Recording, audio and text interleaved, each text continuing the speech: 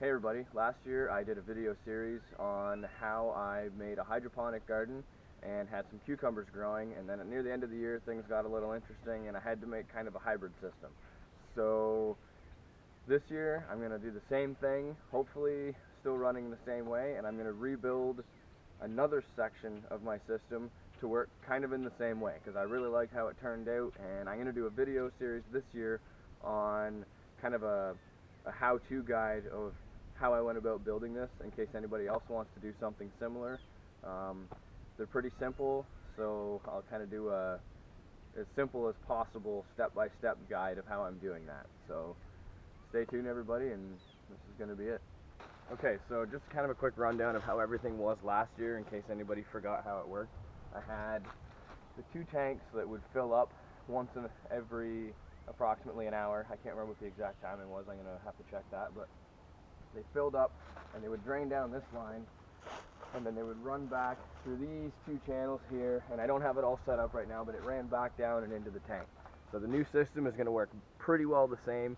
The only difference is I'm going to have these 2 tanks set up between the 2 lines, so it kind of fills the 2 tanks and then goes down each side.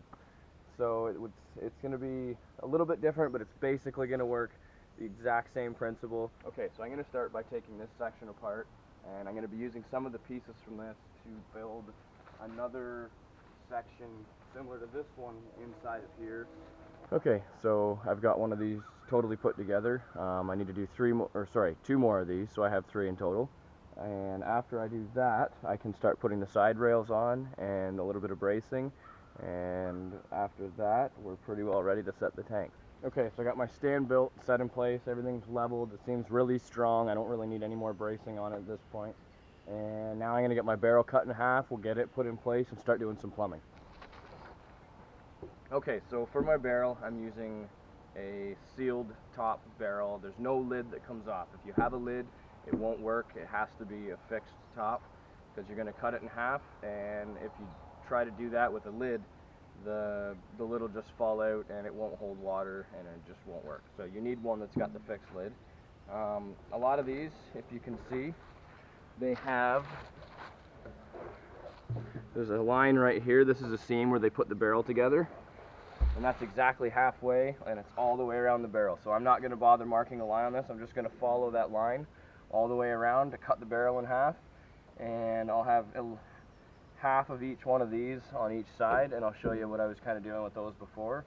You could just drop your water lines right in there, and then everything sits really nice. Actually, it kind of worked out just by accident, but it works well. So I'm going to cut this in half, and when I'm done, we'll set it on the stand, and we'll start doing some plumbing.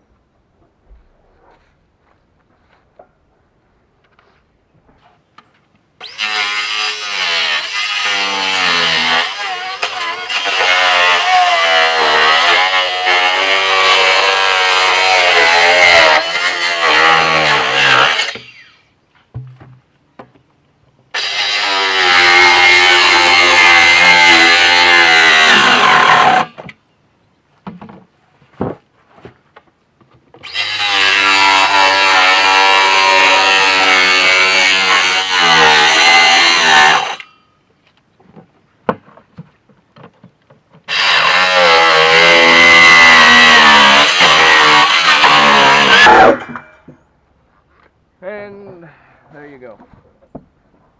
Just like that. You've got 2 beds, and each one, if you were to split it up, would be about $15 a piece, really, because I paid $30 for the barrel. And a lot of beds with hydroponics can get really expensive, but this is just kind of a makeshift way to do it, and it works really well.